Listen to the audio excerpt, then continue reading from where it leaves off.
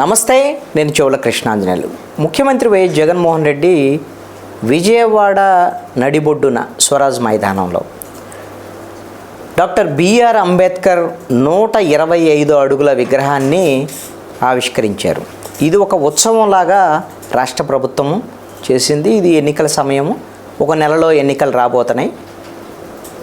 SC ST BC మైనారిటీలకు సంబంధించినటువంటి ఓట్లను తన వైపు తిప్పుకున్నటువంటి జగన్మోహన్ రెడ్డి 2019 ఎన్నికల్లో 50% ఓట్లు సంపాదించి 150 మంది ఎమ్మెల్యేలని 22 మంది ఎంపీలని గెలుచుకున్నటువంటి పరిస్థితి ఉంది. ఇప్పుడు మళ్ళీ తిరిగి ఆ ఓట్లను తన దగ్గరే ఉంచుకునేటువంటి విధంగా ఈ ప్రయత్నాల్లో భాగంగానే విజయవాడ నడిబొడ్డున 81 అడుగుల పీఠం మీద 125 అడుగుల రాజ్యాంగ నిర్మాత డాక్టర్ బిఆర్ అంబేద్కర్ విగ్రహాన్ని నిలబెట్టారు.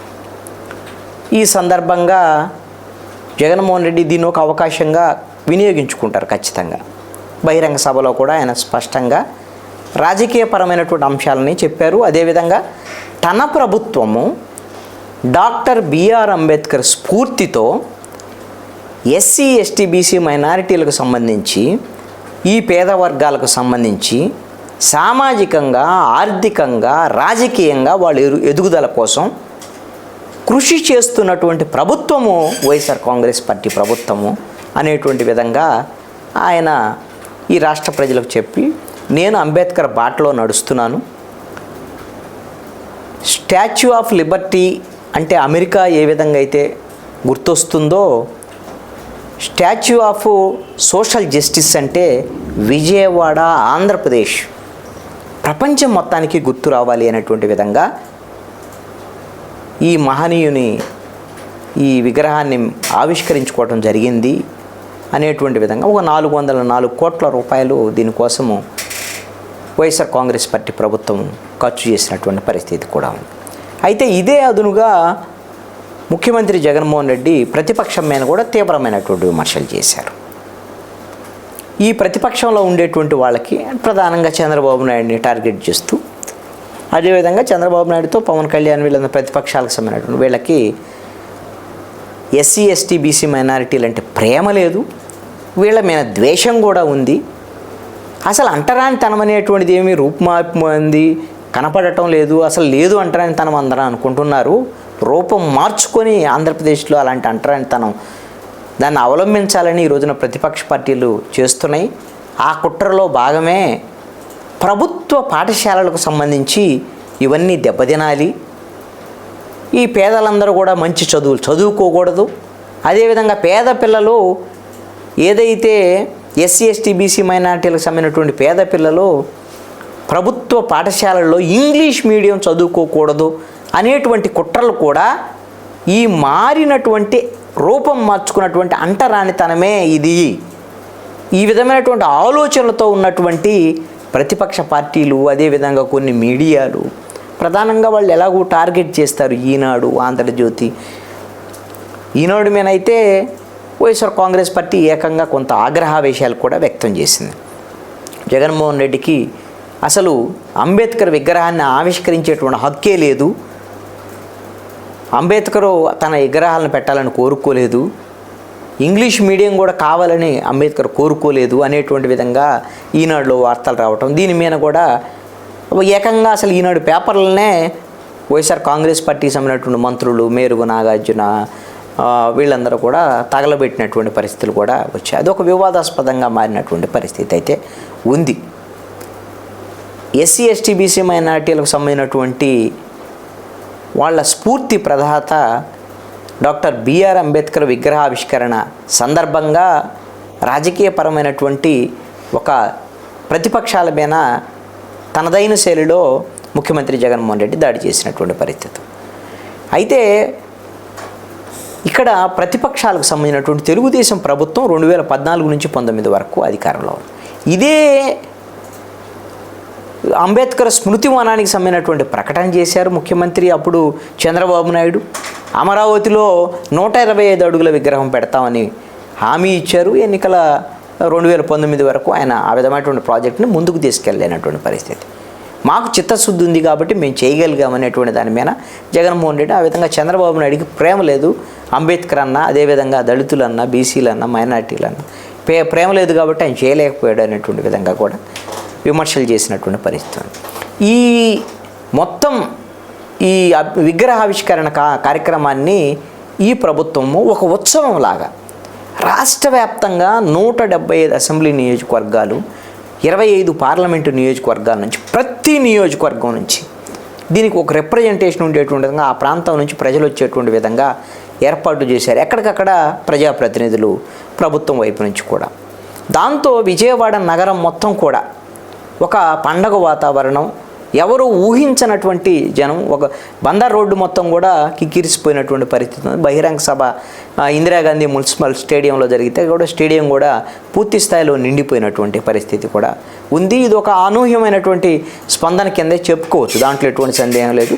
రాజకీయాలకు అతీతంగా వైఎస్ఆర్ కాంగ్రెస్ పార్టీని వ్యతిరేకించేటువంటి వాళ్ళు రాజకీయంగా, అదేవిధంగా తెలుగుదేశం పార్టీని అభిమానించేటువంటి వాళ్ళు, మిగతా పార్టీ అభిమానులు కూడా అంబేద్కర్ వాదులుగా ఉండేటువంటి వాళ్ళు, ఎవరైతే ఎస్సీ ఎస్టీలు మైనారిటీలకు సంబంధించినటువంటి వాళ్ళు ప్రధానంగా రాజకీయాలకు అతీతంగా తరలి వచ్చినటువంటి పరిస్థితి కూడా కనపడింది. ఇది చరిత్రలో నిలిచిపోయేటువంటి అంశంగా కూడా ఖచ్చితంగా అందరూ కొనియాడినటువంటి పరిస్థితి కూడా ఉంది. అయితే ఇక్కడ ఈ మొత్తము ఈ ప్రారంభోత్సవ కార్యక్రమంలో హైలైట్గా నిలిచినటువంటిది మాత్రం లేజర్ షో. ఈ లేజర్ షో డ్రోన్స్ ద్వారాగా అత్యద్భుతంగా లేజర్ షోని డిజైన్ చేశారు. ఒక రకంగా చెప్పాలంటే వచ్చినటువంటి వీక్షకులు మైమరిచిపోయేటువంటి విధంగా లేజర్ షో ఉంది. ఆ తర్వాత ఆ విగ్రహం కింది భాగంలో ఉన్నటువంటి కన్వెన్షన్ సెంటర్ కానివ్వండి, అదేవిధంగా డిజిటల్ లైబ్రరీకి సంబంధించినటువంటి కానీ, అంబేద్కరు ఆయన జీవిత స్మృతులను తెలియజేసేటువంటి విధంగా ఒక డిజిటల్ లైబ్రరీ, అవన్నీ కూడా ఒక ఇంటర్నేషనల్ స్థాయిలో టూరిస్ట్ ప్లేస్గా డెవలప్ చేసేటువంటి విధంగా దీన్ని తీర్చిదిద్దినటువంటి పరిస్థితి అయితే ఉంది. ఒక రకంగా చెప్పాలి అని అంటే విజయవాడకి ఈ రోజున ఒక డెస్టినేషన్ కింద ఈ స్టాచ్యూ ఆఫ్ సోషల్ జస్టిస్, రాజ్యాంగ నిర్మాత డాక్టర్ బిఆర్ అంబేద్కర్ విగ్రహం నిలుస్తుందనటంలో ఎటువంటి సందేహం లేదు. ఇది ఖచ్చితంగా రాజకీయంగా వైఎస్ఆర్ కాంగ్రెస్ పార్టీకి ఈ వర్గాల నుంచి ప్రధానంగా ఖచ్చితంగా ఇది అనుకూలంగా ఉండేదానికి అవకాశాలు ఉంటాయి. అయితే ఈ అంశంలో ప్రతిపక్ష పార్టీలు లేవనెత్తుతున్నటువంటి అంశాలు ఏవి లేవనెత్తుతున్నాయి? ఇవంతా కూడా ఎస్సీ ఎస్టీ సప్లాన్ నిధుల నుంచి ఈ డబ్బులు ఖర్చు చేశారు అనేటువంటి దాని మీద గత ప్రభుత్వ హయాంలో కానివ్వండి, ఇప్పుడు ఈ ప్రభుత్వ హయాంలో కానివ్వండి, ఎస్సీ ఎస్టీ సప్లాన్కి సంబంధించినటువంటి విషయంలో పూర్తి స్థాయిలో ఆ సప్లాన్ నిధులన్నింటినీ కూడా ఎస్సీ ఎస్టీల కోసమే నిధుల్ని కేటాయించి వాళ్ళకే ఖర్చు చేయాలి. మన బడ్జెట్లో 16.20% ఈ సప్లాన్ కింద విడుదల చేస్తారు, వాటిని ఖర్చు చేయాలి. కానీ ఇప్పటి వరకు ఒక 10 సంవత్సరాల కింద 2013లో ఎస్సీ ఎస్టీ సప్లాన్ వచ్చింది. అప్పటి నుంచి అంటే కిరణ్ కుమార్ రెడ్డి ప్రభుత్వ హయాంలో దాని మీద చట్టం చేయడం జరిగింది.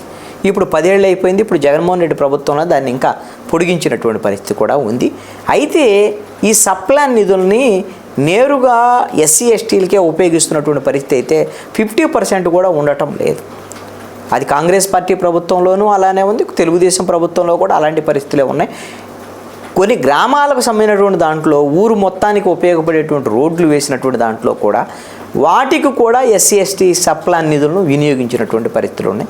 ఇప్పుడు జగన్మోహన్ రెడ్డి ప్రభుత్వ హయాంలో కూడా ఇప్పుడు అంబేద్కర్ విగ్రహం కోసం ఆ విధమైనటువంటి ఎస్సీ ఎస్టీ సప్లాను నిధులు వినియోగించినప్పటికీ కూడా ఇప్పటి వరకు చరిత్రలో ఎన్నడూ లేనటువంటి విధంగా ఒక 77 ఏళ్ల స్వతంత్ర భారతదేశంలో ఈ విధమైనటువంటి ప్రపంచంలో అతి ఎత్తైనటువంటి డాక్టర్ బిఆర్ అంబేద్కర్ విగ్రహం ఏర్పాటు చేయటం అనేటువంటిది ఇది ఒక రకమైనటువంటి ఆత్మగౌరవ ప్రతీకగా నిలిచేటువంటి పరిస్థితి. ఇదేం పెద్ద విమర్శకు నిలబడేటువంటి అంశం కాదు సప్లాను నిధులను వినియోగించారని. అదేవిధంగా తెలుగుదేశం సంబంధించినటువంటి వాళ్ళు కానీ ప్రతిపక్షం కానీ ఆరోపణలు ఏమిటి? వైఎస్ఆర్ కాంగ్రెస్ పార్టీ ప్రభుత్వంలో దాడులు జరిగాయి, ఈ దాడులు జరిగే ఇప్పుడు రెండు అంశాలని ఏకకాలంలో ముడిపెట్టి చెప్పినందువల్ల ప్రయోజనం లేనటువంటి అంశం. ఖచ్చితంగా దాడులు జరిగినప్పుడు మనం ఖండించాల్సిందే. ఆ దాడులకు బాధ్యులైనటువంటి వాళ్ళ మీద చర్యలు తీసుకోవాలని ప్రభుత్వాన్ని మనం ఖచ్చితంగా నిలదీయాల్సిందే. దాంట్లో ఎటువంటి సందేహం లేదు. అయితే అంబేద్కర్ విగ్రహానికి దానికి పోటీ పెట్టేటువంటి విధంగా దానికి మీరు ఆ దాడులు చేసేటువంటి వాళ్ళు మీరు అంబేద్కర్ విగ్రహాన్ని ఎలాగా మీరు ఆవిష్కరిస్తారు అనేటువంటి విధంగా మాట్లాడటానికి ఎక్కడ అర్హత ఉంది? అది కరెక్ట్ కాదని. తర్వాత 27 స్కీములను రద్దు చేశారు జగన్మోహన్ రెడ్డి ప్రభుత్వం అనేటువంటి విధంగా కూడా విమర్శలు చేస్తున్నారు. ఒక్కొక్క ప్రభుత్వానికి కొన్ని ప్రయారిటీస్ ఉంటాయి. ఈ ప్రభుత్వము ఉన్నటువంటి బడ్జెట్లో ఒక సంవత్సరానికి ఒక 2,76,276 కోట్ల రూపాయలకు సంబంధించినటువంటి బడ్జెట్ని ఒక సంవత్సరానికి ప్రవేశపెట్టినటువంటి నేపథ్యంలో దాంట్లో నవరత్నాల పేరుతో అన్ని వర్గాల ప్రజలకు కూడా మేలు చేసేటువంటి విధంగా సంక్షేమం అనేటువంటి దాని మీద ఎక్కువ ప్రయారిటీ ఇచ్చేటువంటి విధంగా జగన్మోహన్ రెడ్డి ప్రభుత్వం ప్రయారిటీ తీసుకున్నది. దాంట్లో భాగంగానే ఇప్పుడు ఈ నవరత్నాలకు సంబంధించినటువంటి వాటిల్లోనే ఇంతకుముందు ఈ 27 స్కీములకు సంబంధించినటువంటి కూడా దీంట్లో కవర్ అయ్యేటువంటి పరిస్థితి ఉంది. కానీ వీటిని రెండు కలిపి ఇంప్లిమెంట్ చేయగలిగినటువంటి స్థితి బడ్జెట్ ఆంధ్రప్రదేశ్కి ఉండేటువంటి అవకాశం లేదు. కాబట్టి ఈ ప్రభుత్వ ప్రయారిటీ నవరత్నాలకు సంబంధించినటువంటి పథకాలు, ఈ సంక్షేమ పథకాలు. కాబట్టి వీటిని చిత్తశుద్ధితో జగన్మోహన్ రెడ్డి ప్రభుత్వం డే 1 నుంచి ఇంప్లిమెంట్ చేస్తూ ఉన్నటువంటి పరిస్థితి అయితే ఉంది. ఇప్పుడు మరి ఒకవేళ తెలుగుదేశం పార్టీ కానీ లేకపోతే జనసేన కానీ లేకపోతే ప్రతిపక్షాలు కానివ్వండి ఇప్పుడు కాదు నవరత్నాల మొత్తాన్ని కూడా మేము రేపొద్దున రద్దు చేస్తాం, మేము అధికారంలోకి వస్తే మేము ఆ 27 స్కీములు మొత్తాన్ని కూడా మేము ఇంప్లిమెంట్ చేస్తాం అని ఏమైనా చెప్పగలుగుతారా? ఈ విధంగా మనము ఎదుటి వాళ్ళని విమర్శించడానికి బాగానే ఉంటుంది. కానీ ఇప్పుడు తెలుగుదేశం కానీ జనసేన మేనిఫెస్టో ఏమిచ్చారు? ఇదే స్కీములు ఇంకా మెరుగ్గా అమ్మఒడిని ఒక ఇంట్లో ఇద్దరు ఉంటే ఇద్దరికి ఇస్తామని, అదేవిధంగా బస్సు ఫ్రీ ఇస్తామని, గ్యాస్ ఫ్రీ ఇస్తాం, ఇవన్నీ కూడా ఫ్రీకి సంబంధించినటువంటి సంక్షేమ పథకాల ప్రకటనే కదా. కాబట్టి మనము విమర్శ చేయటం అన్నా కూడా కన్నా ఆ విమర్శకి సహేతుకంగా ఉండేటువంటి విధంగా మరి చూసుకోవాల్సినటువంటి బాధ్యత ప్రతిపక్షాల మీద ఉంటుంది. ఇది ఖచ్చితంగా అంబేద్కర్ విగ్రహ ఆవిష్కరణ ఈ విధమైనటువంటి ప్రపంచంలోనే ఉన్నతమైనటువంటి ప్రాజెక్టుగా 404 కోట్ల రూపాయలు ఏర్పాటు చేసినటువంటి స్టాచ్యూ ఆఫ్ సోషల్ జస్టిస్ అనేటువంటిది ఖచ్చితంగా ఆంధ్రప్రదేశ్ ప్రభుత్వము ఎస్సీ ఎస్టీ బీసీ మైనారిటీలకి ఇచ్చినటువంటి ఒక అమూల్యమైనటువంటి బహుమతిగా ఖచ్చితంగా చెప్పుకోవచ్చు.